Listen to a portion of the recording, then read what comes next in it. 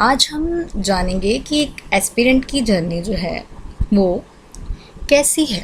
ठीक है, हम अपने प्लेटफॉर्म के थ्रू आपको ये बताना चाहते हैं कि जो आप जिस भी एग्ज़ाम की तैयारी कर रहे हो, लाइकवाइज जो कॉम्पिटिटिव एग्ज़ाम्स हैं, आप लगा लो आईएएस हो गया, केएस हो गया, या किसी भी स्टेट के आप कॉम्पिटिटिव एग्ज़ाम्स की तैयारी कर रहे हो, उसको अगर आप एज ए बर्डन लेके चलोगे तो आप कभी भी खुश नहीं रहोगे। ठीक है, आपका जो मेंटल मेकअप है वो सही नहीं रहेगा।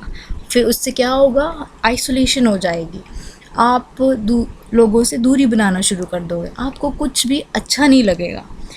तो इसलिए एक कोई भी जो एस्पिरेंट है उसको सारी चीज़ें साथ में लेके चलना पड़ता है। ठीक है, ठीक। तो उसमें हमें क्या देखना है कि जो एस्पिरेंट की एक जर्नी है उसको हम एक खूबसूरत रास्ता कैसे बना सकते हैं, ना कि हम बोलें कि यार यहाँ पे तो सिर्फ नोट्स ही नोट्स हैं, कुछ दिख ही नहीं रहा है, कोई प्रॉपर एरिया नहीं है, कोई प्रॉपर डायरेक्शन नहीं है। ठीक है, तो जो इतनी नेगेटिव एनर्जी होती है ना ड्यूरिंग प्रेपरेशन, हम सबके दिमाग में आती है। ठीक है, क्योंकि कॉमन है, क्योंकि हर एक फैमिली में सिर्फ एक ही इंसान होता है जो अपने लेवल पे या अपनी एज के अकॉर्डिंग कॉम्पिटिटिव एग्ज़ाम्स की तैयारी कर रहा हो। आपकी फैमिली में या आपके friends, rare of the rare cases में हो सकता है कि आप कोई दो फ्रेंड्स जो हैं वो एक ही लोकेलिटी के तैयारी कर रहे हो। ठीक है, उसमें ये होता है कि जो अगर आप सिमिलर फेज़ में नहीं हैं तो आप कंपैरिजन पे आएंगे। अगर आपका कंपैरिजन होना शुरू हो गया तो फिर आप खुद को भी मेंटली हरास करना शुरू कर देंगे कि यार मेरा तो हो नहीं रहा है, उसको तो देखो कितना कुछ हो गया, उसका पैकेज अच्छा है, या उस लड़की की शादी हो गई, ये हो गया, वो हो गया, एक्सेट्रा एक्सेट्रा। तो हमें इन सब चीज़ों से ऊपर उठना है। ठीक है, क्योंकि हम एज एन एस्पिरेंट, हमारा ये खुद का भी फ़र्ज़ है, और क्योंकि हमें आगे जाके सोसाइटी को एक ब्यूटीफुल एक्टिव कल्चर बनाना है। ठीक है, चलिए शुरू करते हैं। हमें जब हम इसकी एग्ज़ाम की तरफ बढ़ते हैं तो हम देखते हैं कि इतना कुछ है, कैसे पढ़ेंगे, क्या पढ़ेंगे।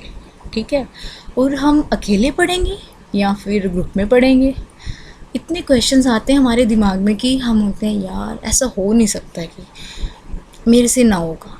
ठीक है, पहला ऑप्शन जो दिमाग में आता है ना कि हो सकता है मुझे प्लान बी रखना चाहिए था। ठीक है, so there should not be a plan B. आप इन्हीं को प्लान ए और बी बना के चलिए, जो आपका फोकस है वो डेटर नहीं होगा।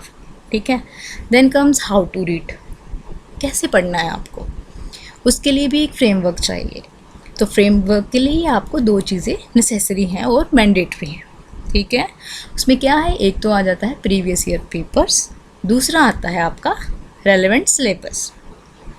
ठीक है, प्रीवियस ईयर पेपर आपको एक ट्रेंड एनालिसिस देंगे। ठीक है, अगर आप 20 इयर्स पहले के किसी भी कॉम्पिटिटिव एग्ज़ाम के पेपर उठा के देखेंगे तो आप देखेंगे कि वो इतना करंट अफेयर बेस्ड नहीं था। बट अभी आप अगर कुछ 5 इयर्स के पेपर देखें किसी भी एग्ज़ाम के, तो इतनी इन्फॉर्म्ड सिटीजनरी हो गई है कि उसकी वजह से जो हमारा पेपर्स हैं किसी भी कॉम्पिटिटिव एग्ज़ाम के, तो वो mostly they are focusing on current affairs. ठीक है, देश में क्या चल रहा है, प्रदेश में क्या चल रहा है और विदेश में क्या चल रहा है, इसी चीज़ पे फोकस है और इसी पे ही आपका हर पेपर आता है। ठीक है, अब आ गया कि क्या पढ़ना है। कुछ ऐसे भी एस्पिरेंट्स होते हैं, वो बोलते हैं अपने घर वालों को कि यार तुझे नहीं पता जो सूरज है ना उसके नीचे जो जो आता है मुझे वो सब पढ़ना है। ठीक है, और लाइकवाइज जो उनके रिलेटिव्स होते हैं ना वो भी यही बोलते हैं, यार ये तो इसको आता होगा, वो तैयारी कर रहा है या तैयारी कर रही है, इसकी आईएएस की तैयारी कर रही है, केएस की कर रही है, या केएस की तैयारी कर रहा है, आईएएस की कर रहा है, इसको ये नहीं आता, इसको ये तो आता ही होगा। ठीक है, तो उस टाइम पे आपका थोड़ा कॉन्फिडेंस ना वो ऐसे हो जाता है कि यार मुझे तो ये आता नहीं है, तो क्या मैं डिज़र्विंग हूँ या नहीं हूँ। ठीक है, देन कम्स कि आपके जो कुछ कलीग्स बन जाते हैं दिस प्रेपरेशन पे, वो बोलते हैं यार मैं तो ग्रुप में पढ़ लूँगा, कुछ बोलते हैं नहीं नहीं मैं सिंगल ही पढ़ूँ। ठीक है, ग्रुप में पढ़ना है या सिंगल पढ़ना है ये आप पे डिपेंड करता है। आप देखिए कि सबसे best what works for you and you should go for that only. किसी हर्ड मेंटेलिटी पे मत जाइए, किसी की बात मत सुनिए, ठीक है? क्योंकि आप जैसे पीछे से पढ़ के आए हैं, 12th से पढ़ के आए हैं, ग्रेजुएशन में पढ़ के आए हैं, आप आगे भी वैसे ही पढ़ेंगे, ठीक है? देन कम्स कि मल्टीपल बुक्स पढ़ें या one book at a time, ठीक है? ऑब्वियसली कितनी चीज़ों से अगर आप पढ़ेंगे तो रिटेन कर पाएंगे, तो आपका फोकस होना चाहिए एक ही बुक पढ़ूँ मैं, उसको बार बार पढ़ूँ, ठीक है? और जो आपके सिलेबस है उसमें यही दिया गया है, जो आपकी फाउंडेशन बुक्स हैं that is NCERT, they are the musts, तो आप उन्हीं पे फोकस कीजिए, ठीक है? फिर जब हम पढ़ लेते हैं तो हम पेपर देखते हैं या मॉक टेस्ट देते हैं तो नंबर नहीं आते हमारे, तो हम फिर एक दूसरे को बोलते हैं यार मुझसे तो नहीं हो रहा, मैंने तो फेल ही होना, ठीक है?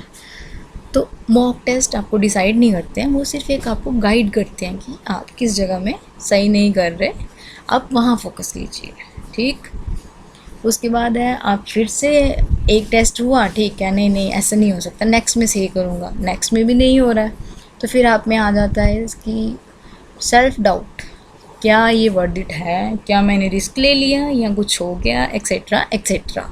अगर मैंने रिस्क ले ही भी लिया है तो अब इसका रिज़ल्ट क्या होगा, मैं मम्मी को क्या बोलूँगा, पापा को क्या बोलूँगा, एक्सेट्रा एक्सेट्रा, ठीक है?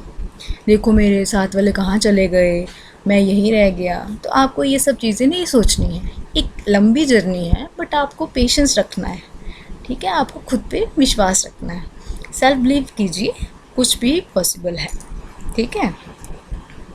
देखो ये self believe and etcetera etcetera ये कोई हाइपोथेटिकल कंसेप्ट्स नहीं है, क्योंकि जब मोदी जी ने अपना भाषण दिया जो इस साल की इंडिपेंडेंस डे स्पीच थी, उसमें भी उन्होंने रानी गैरलिनो जी का नाम लिया, ठीक है?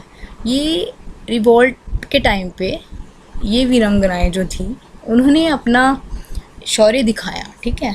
कोई भी औरत के खिलाफ, ठीक? और अगर हम रानी लक्ष्मीबाई की बात करें, इन न्यूमरस फिल्म्स बनी हैं इन पे, ठीक है? उसमें ये यही बताते हैं कि इनका जो करेज था वो देखने लायक था, ठीक है?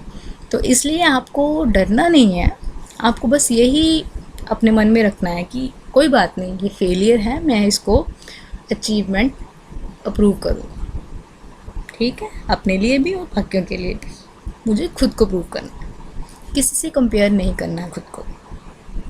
अभी आप जो रिसेंट UPSC का रिज़ल्ट आया उसमें रिंकू सर आए थे, ठीक है?